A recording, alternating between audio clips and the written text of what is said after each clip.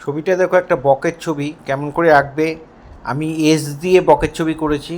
ভিডিওটা প্রথম থেকে শেষ পর্যন্ত দেখার জন্য অনুরোধ রইল। এসটাকে একটু বড় করে লিখলাম, এখান দিয়ে পিঠের পাখনার দাগটা দিলাম, পাখনার ভাঁজগুলো দিয়ে দিলাম, আর এখানে একটা ভিয়ের মতো লিখে ঠোঁটটাকে এরম দিয়ে দিলাম, লেজের দাগ দিয়ে দিলাম,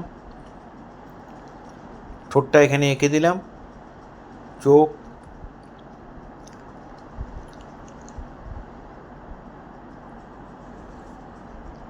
এখানে পা এঁকে দিলাম। এই হয়ে গেল আমার ড্রয়িং। এবার আমি শেড করব।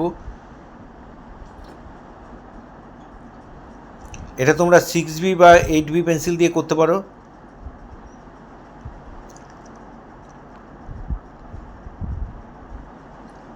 গলাটা যেহেতু গোল রাউন্ড, সেই জন্য দুদিক থেকে ডিপ পড়বে, মাঝখানটা হালকা হবে। আর পিঠের পাখনার মধ্যে শেডগুলো দেখো, ডিপ থেকে লাইট, ডিপ থেকে লাইট এরকম করে দেবে।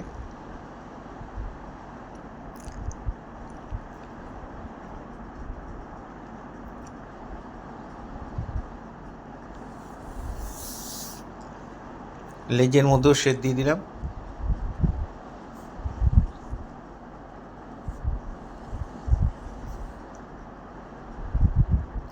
পায়ের মধ্যে শেড দিলাম।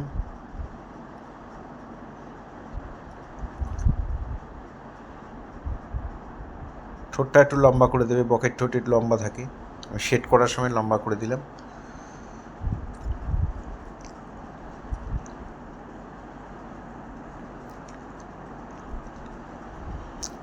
এবার জলের মধ্যে শেড করে দিচ্ছি। ছবিটার মধ্যে আমি একটু কম্পোজিশন করে দিলাম, একটু সিনারি করে দিলাম। এখানে দূরের জঙ্গল,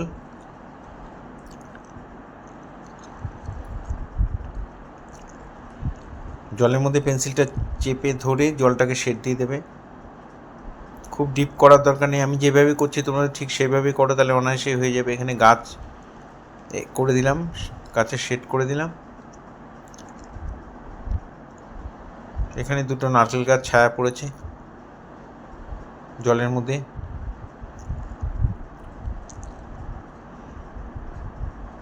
এখানে আকাশে একটু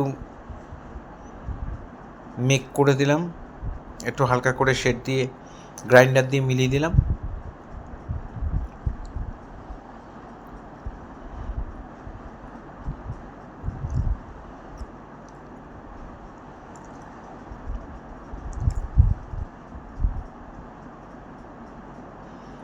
এই ধরনের ভিডিও প্রতিনিয়ত পাওয়ার জন্য অবশ্যই আমার একমাত্র YouTube channel Suryadip art gallery আপনারা অবশ্যই সাবস্ক্রাইব করবেন।